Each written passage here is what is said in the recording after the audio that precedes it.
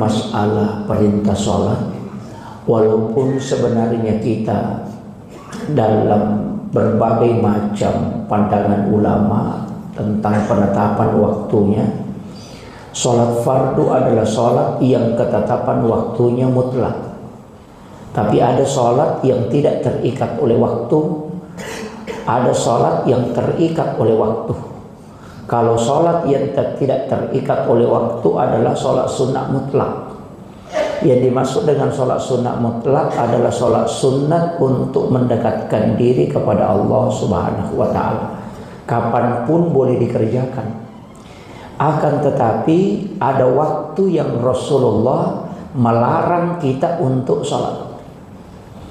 Jadi ada 5 waktu itu dalam hadis yang diriwayatkan oleh Abu Hurairah, bahwasannya Rasulullah melarang kita sholat pada 5 waktu. Yang pertama adalah sesudah sholat asar, itu tidak boleh. Untuk larangan sholat sesudah sholat asar, ada ulama menghukumi bahwa semua sholat. Ada juga yang mengatakan bahwa tidak semua sholat, tapi sholat yang tidak ada asbabnya. Maksudnya tidak ada asbab, kayak sholat sunat taubat, itu tidak boleh. Sholat sunat tasbih tidak boleh dikerjakan sesudah sholat asar. Adapun tentang sholat yang ada asbabnya, seperti sholat sunat musafir boleh, seperti sholat jenazah juga boleh. Tapi kalau Imam Syafi'i, semua sholat tidak boleh. Jadi kalau pendapatnya Imam Syafi'i, itu tidak ada sholat sesudah sholat asar. Sehingga Imam Syafi'i mengatakan, kalau ada orang mau melaksanakan sholat jenazah, jadi kalau ada orang mau melaksanakan sholat jenazah dan dia mau sholat jenazah sesudah sholat asar, maka hendaknya dia mendahulukan sholat jenazah sebelum sholat asar. Itu Imam Syafi'i. Jadi kalau dia mengatakan kalau ada jenazah yang mau dimakamkan sesudah asar dan nanti sesudah asar baru mau disolati, hendaknya sholat jenazah didahulukan, nanti selesai sholat jenazah baru kita sholat asar. Tapi ulama yang lain tidak. Imam Abu Hanifah tidak demikian. Makanya nanti kalau mendapati pendapat bahwa tidak ada sama sekali sholat sesudah sholat asar, berarti itu pendapat Imam Asy-Syafi'i. Berdasarkan hadis Nabi bahwa tidak boleh sholat pada 5 waktu. Jadi mutlak itu tidak boleh. Termasuk kalau kita mau melaksanakan perjalanan tidak boleh melakukan sholat sunat musafir. Nah, yang kedua, tidak boleh sholat ketika matahari sudah merah sampai dia tenggelam. Jadi ketika matahari sudah mau memerah, itu sampai tenggelam tidak boleh sholat. Jadi waktu itu sekitar 15 menit sebelum masuk waktu maghrib, itu tidak boleh sholat. Termasuk kalau kita masuk ke dalam masjid, untuk kalau misalnya kita agak cepat, itu tidak boleh sholat sunat tahiyatul masjid kalau mazhab Syafi'i. Tapi ulama yang lain lagi-lagi mengatakan boleh, karena asbabnya adalah setiap masuk ke dalam masjid hendaknya sholat sunat. Jadi nanti kalau ada yang pegang pendapatnya Syafi'i, masuk ke masjid sebelum maghrib, ketika matahari sudah merah itu langsung duduk, tidak usah ditegur. Kenapa? Karena dia menggunakan pendapat Imam Syafi'i, mengatakan sama sekali tidak boleh sholat sunat sebelum matahari itu tenggelam ketika sudah merah. Adapun ada satu amalan ini untuk saya ingat, ada satu amalan saya ingin anjurkan. Kalau ada anak-anak kita sekolah, bahkan bukan anak-anak saja, orang tua. Saya sering melakukan itu, Bapak sekalian. Membaca 4 surah sebelum matahari tenggelam. Ketika matahari sudah merah, baca 4 surah. Yang pertama Wal-Laili, yang kedua Syams, kemudian Qul A'udzu birabbil falaq dan Qul A'udzu birabbin nas. Baca 4 surah itu. Sekitar 7 menit sebelum masuk waktu maghrib, kita baca 4 surah itu. Orang yang membaca 4 surah ini akan diberikan kecerdasan dari segala lini. Anak-anak kita yang sekolah suruh amalkan itu, insya Allah. Yang kedua, itu rezekinya akan mengalir seperti air hujan, tidak terputus. Biasakan rezeki bulan ini agak lancar, bulan depan tersendat lagi. Kadang awal-awal bulan bagus, akhirnya lagi tidak. Kalau orang mau diberi rezeki seperti air hujan, itu tidak terputus. Selalu rezekinya jalan. Amalkan 4 surah itu sebelum matahari tenggelam. Jadi kalau kita di masjid ini gampang diukur. Kalau sudah tahrim langsung baca itu 4 surah. Biar tidak di masjid. Baca 4 surah itu. Wal laili wasyams, kemudian qul a'udzu birabbil falaq dan qul a'udzu birabbin nas.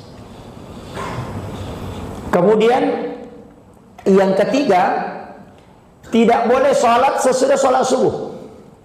Nah, tidak ada sholat sesudah sholat subuh sampai matahari naik sepenggalan. Nanti di situ kan dempetan. Jadi tidak ada sholat sesudah sholat subuh. Yang kedua, ketika matahari terbit sampai masuk waktu duha. Nanti di sini saya harus garis bawahi. Nanti kan ada satu sholat itu yang sering kita lakukan. Ada beberapa jamaah yang saya perhatikan yang melakukan di sini. Itu sholat sunnah isyraq di waktu syuruk. Nah, ini kan sholat sunnah isyraq. Saya akan bahas khusus itu. Jadi kita kesampingkan dulu. Untuk sesudah sholat subuh itu tidak boleh. Kecuali ada pengecualian nanti. Ada beberapa sholat, tapi itu hanya orang tertentu. Rasulullah pernah sholat sesudah sholat asar di rumahnya Ummu Salmah. Ini Ummu Salmah Pak, wanita yang dinikahi Nabi di umur 60 tahun. Jadi janda umur 60 tahun dinikahi. Makanya orang salah perempuan mengatakan mau mengikuti Nabi, menikah sampai 4 kali. Wah, tunggu dulu bos. Nah, kalau mau menikah, Nabi itu tidak menikah kecuali perintah Allah. Kan Nabi ajarkan itu doa kepada Ummi Maktum, kepada Ummu Salmah ketika suaminya meninggal. Kan dalam perang itu suaminya meninggal, kemudian dia menangis, sedih sekali. Nabi katakan, baca inna lillahi wa inna ilaihi rajiun, kemudian tambah Allahumma ajurna fi musibatina hadza. Itu disampaikan oleh Nabi. Baca doa Allahumma ajurna fi musibatina hadza. Ya Allah, berikan aku ganti yang lebih baik dari apa yang kau ambil ini. Makanya kalau ada janda meninggal suaminya, baca itu. Duda juga. Jangan janda saja. Kalau ada yang meninggal, harus baca inna lillahi wa inna ilaihi rajiun. Allahumma ajurna fi musibatina hadza. Kalau barangnya hilang, motornya dicuri orang, baca itu. Inna lillahi wa inna ilaihi rajiun. Allahumma ajurna fi musibatina hadza. Insyaallah Allah akan gantikan yang lebih baik. Tapi Ummu Salmah ketika diberitahu oleh Nabi baca doa ini, langsung dia berpikir, saudaranya dia baca. Malam itu dia berpikir, adakah orang yang lebih baik dari suamiku? Nah, ini suamiku bagus sekali, orangnya penyabar, tidak pernah marah-marah, sholatnya bagus. Tidak ada mungkin orang di sini yang lebih baik dari dia. Dia tidak yakin.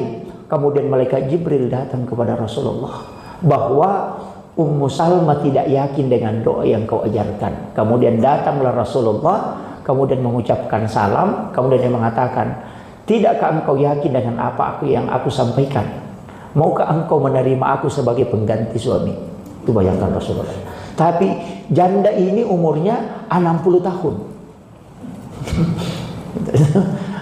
Suatu ketika Nabi sholat sunnah, sholat 4 rakaat sesudah asar. Ketika Rasulullah ditanya, langsung dia mengatakan, sholat apa yang kau lakukan dari Rasulullah? Nabi mengatakan, sholat sunat sebelum asar tadi aku lupa kerjakan.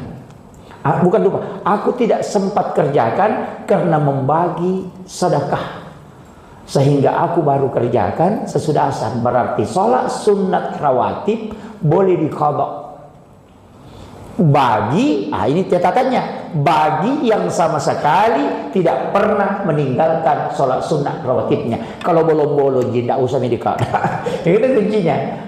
Sama dengan sahabat, ada satu sahabat sesudah sholat subuh dia sholat sunat, dia sholat 2 rakaat. Semua sahabat lihat, ini orang lain-lain. Tidak ada sholat sunat sesudah sholat subuh. Kenapa dia kerjakan sholat ini? Sholat apa lagi dia kerjakan ini pas selesai sholat subuh? Nabi juga lihat. Tapi Nabi tidak tegur, dia tunggu dulu selesai sholatnya. Nanti selesai salam, baru Nabi mendekat. Baru dia tanya, sholat apa yang kau lakukan? 2 rakaat sesudah sholat subuh ini. Dia mengatakan, ya Rasulullah, tadi aku terlambat bangun. Nanti Bilal iqamat baru aku bangun. Aku langsung berwudu masuk untuk sholat. Dan saya tidak sempat lagi sholat sunat sebelum subuh. Nah, sholat ini aku tidak pernah tinggalkan ya Rasulullah. Aku sangat suka dengan sholat ini, sehingga aku baru mengerjakannya setelah subuh. Nabi tidak mengatakan salah, juga tidak mengatakan benar. Cuma dia mengusap pundaknya sahabat ini, kemudian Nabi tersenyum, kemudian masuk ke dalam rumahnya. Itu disebut hadis takriri. Kan ada kauli, ada fi'li, ada takriri. Kalau takriri itu Nabi tidak mengatakan boleh dan juga tidak mengatakan tidak boleh. Diamnya Rasulullah adalah sesuatu yang boleh dilakukan. Nah, itu kalau ulama hadis itu dia pakai. Jadi Nabi tidak mengatakan sama dengan biawak, Pak. Bukan biawak. Kalau biawak itu kan istilahnya orang Bugis pararang. Ada itu yang ekornya naik kayak biawak, tapi istilahnya orang Bugis pincara, ya. Ada itu yang ekornya seperti itu, Pak. Bukan biawak itu, yang pincara itu. Ada sahabat ketika dalam kondisi perang, pulang dari berperang, kemudian tidak ada makanan. Dia cari-cari, dapat binatang itu. Kemudian dia masak. Nabi dihidangkan di hadapan Nabi. Sahabat makan, tapi Nabi tidak makan. Ketika Nabi ditanya, kenapa Rasulullah tidak makan? Rasul mengatakan, aku tidak terbiasa makan makanan seperti ini. Tapi Nabi tidak mengatakan ini haram. Sehingga ada ulama mengatakan boleh dimakan, tapi bukan biawak. Itu yang pincara, yang ekornya itu yang naik ke atas. Nah, itu. Jadi ada yang membolehkan itu. Kalau biawak, Pak, itu jadi masalah juga itu. Cuma Nabi mengatakan tidak terbiasa. Jadi itu yang sehingga ada ulama membolehkan, ada yang tidak membolehkan. Kemudian setelah matahari terbit sampai naik sepenggalah, itu juga tidak boleh. Jadi ini kan sudah 4. Satu ketika pas matahari di tengah, itu tidak boleh salat. Kenapa 2 ini tadi tidak boleh? Matahari merah sampai tenggelam itu kan tanduk syaitan, Pak. Semua jin kan di situ keluar. Dan itu untuk menyembah matahari. Itu makanya disebut tanduk syaitan. Makanya sebenarnya Rasulullah mengatakan ketika matahari sudah mulai menurun, istilahnya sudah sekitar kalau kita jam 5 lewat lah, atau jam 6 kalau sekarang kan, kalau di Sorong ini kan hampir setengah 7 baru masuk maghrib, berarti sekitar jam 6 lah. Itu anak-anak kita disuruh masuk ke rumah, jangan berkeliaran, karena jin itu sudah keluar. Kita disuruh masuk supaya anak-anak kita tidak terpengaruh, tidak kena gangguan ini. Yang anak sekarang, Pak, kalau matahari mau tenggelam, keluar semua, abadikan lagi, foto sunset namanya. Ini jadi masalah. Padahal Nabi suruh kita masuk, justru dia keluar foto selfie itu, tunggu matahari sampai tenggelam, menyaksikan sunset. Waduh, ini sekarang makanya anak-anak sekarang saya bikin stres juga itu. Kadang itu sesuatu yang dilarang itu justru diabadikan itu. Parah memang, Pak, anak-anak sekarang. Kalau orang tua dulu itu suruh masuk, suruh masuk. Jangan. Makanya sama dengan cucian. Cucian itu ketika sudah asar, matahari sudah mulai menurun, ambil sama cucian. Jangan biarkan tergantung sampai maghrib, apalagi bermalam. Karena jin akan masuk nanti kalau sudah matahari tenggelam, jin kembali, dia akan tinggal di situ, kembali mencari tempat. Dia akan tinggal di dalam pakaian. Itulah sehingga ketika pakaian itu bermalam dan ditempati jin, itu kadang orang pakai baju, kemudian dia sakit dada, kemudian meninggal. Itu jin pakaian, Pak. Itu bahaya sekali itu. Itu fatal itu. Makanya dilarang mau kasih bermalam pakaian di luar rumah itu. Bahkan ada saya dapat itu dalam riwayat mengatakan ketika ada pakaian bermalam hendaknya dicuci kembali baru dipakai. Itu fatal. Nah, perempuan sekarang, Pak, senangnya cuci jam 4 sore. Jadi masalah itu. Ini kan fatal ini. Apalagi kalau di BTN. Sudah, apalagi yang pekerja kantoran. Itu BTN, Pak, memang saya selalu mengatakan namanya itu BTN betul sekali. BTN itu kan bangunan tidak normal. Itu pokok tetangga tidak kenal. Iya betul. Kadang nanti orang mati itu bilang mati tetangga, padahal sudah lemahnya sakit dia tidak tahu. Pagarnya tinggi-tinggi baru berdempetan rumahnya. Itu BTN memang itu bangunan tidak normal. Ya.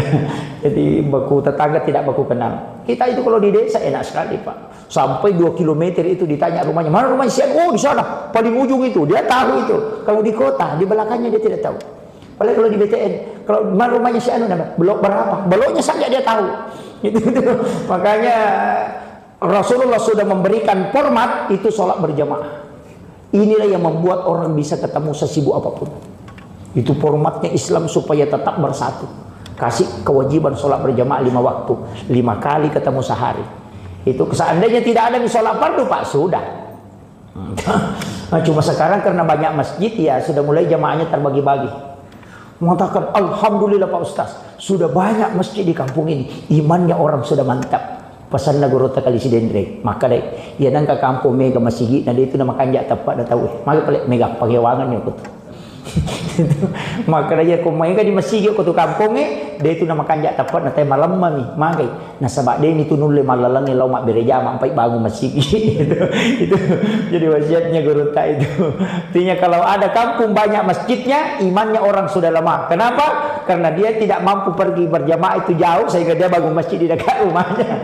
Itu yang menyebabkan imannya. Padahal rumah yang paling bagus kata Nabi adalah rumah yang paling jauh dari masjid dan dekat dari kuburan.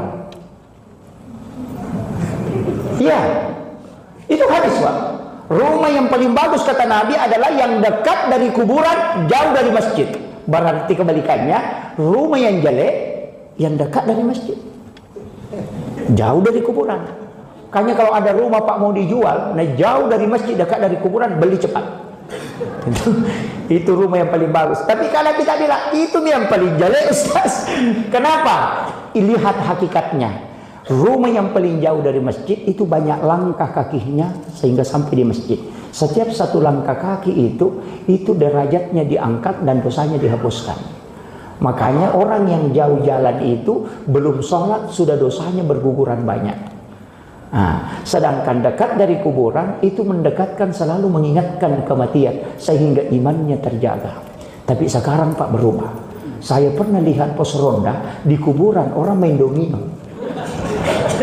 Saya bilang ini sudah berubah betul ini. Itu makanya itu yang diinginkan Rasulullah. Kenapa rumah dekat masjid itu katakan jelek? Karena tidak banyak dosa yang berguguran. Makanya bapak yang tinggal di samping masjid mutar dulu di dekat bandara baru kembali ke sini supaya dapat pahala banyak. Tapi ulama kita mengatakan masing-masing ada. Itu nih sahabat bilang ada yang pindahkan rumahnya, ada yang geser rumahnya. Lalu Nabi mengatakan ada yang datang mengeluh, ya Rasulullah saya tidak punya tanah di sana, bagaimana ini rumahku di depan masjid. Nabi mengatakan kenapa memang kau pindah?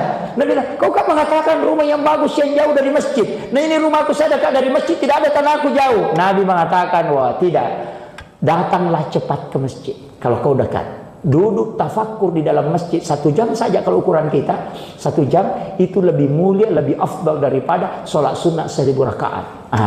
Itu makanya orang yang dekat dari masjid datang cepat. Tapi kebalikannya yang dekat dari masjid nanti iqamat orang baru lompat. Itu jadi masalah itu. Ini kan ada begitu Pak. Waduh, buru-buru karena setan memang begitu. Kalau mau orang sholat dia selalu ganggu. Mau nih berak, sudah berwudu, mau lagi kentu. Biasa begitu. Bilang ini kenapa baru muncul semua. Nah lihat bunga-bunganya, nah cungkil-cungkil lagi. Begini padahal orang sudah azan. Dia cungkil-cungkil. Pokoknya nak kerja semua. Baru mau masak air, baru nak ingat di sana tadi ku simpang anuku. Nah ingat semua itu. Itu setan yang ingatkan. Iya, ada orang begitu Pak. Pokoknya azan orang masih nak cungkil, perbaiki bunganya, nak siram, nak perhatikan. Sehingga lagi dia sekalinya orang iqamat langsung, iqamat orang langsung lompat. Nah tarik talkumnya lari ke masjid. Pasti di masjid ternyata bukan talkum nambil, ternyata sarung. Yang parah itu lari dari rumahnya langsung Allahu Akbar. Nanti ruku imam baru ingat, waduh saya belum berwudu. Makanya Nabi menyuruh kita sebenarnya menunggu. Makanya orang itu ada diberikan cahaya dari kemudian seperti bulan purnama adalah orang yang menunggu waktu sholat. Belum masuk waktu sholat dia sudah di masjid. Imam Malik mengatakan kalau ada orang nanti azan orang baru datang, tahu kutu itu. Ini Imam Malik bilang. Jadi kalau ada orang Pak azan itu orang baru datang, tahu kutu. Maka kenapa alasan Imam Malik dia mengatakan? Kan azan dipanggil. Kalau dipanggil kok baru datang, tahu kutu itu. Iya, kalau dipanggil baru datang orang malas itu. Karena kalau kau bukan orang malas, datang sebelum dipanggil. Nah begitu. Kalau bapak kan nanti orang bilang Allah ya Allah sholat, mari kita sholat, ya Allah falah, mari kita menuju kemenangan. tapi banyak juga orang tetap menjual. Itu ina teteh yolilo pakalan apa kalangnya lena. Dan banyak begitu, makanya usahakan datang sebelum azan. Kalau sudah tahrim datang cepat. Kalau sudah tiba di masjid, kita ada di masjid sebelum masuk waktu, itulah yang diberi cahaya seperti cahayanya bulan purnama. Cuma kadang-kala kita ikamat orang, tapi memang Pak, saya bilang kemarin ada orang nanti ikamat orang baru lompat masuk. Pas salam, langsung lompat keluar. Tidak mau tinggal di masjid memang. Bahkan sandalnya sudah menghadap keluar memang. Itu. Akhirnya kalau Allahumma bikin Assalamualaikum warahmatullahi wabarakatuh.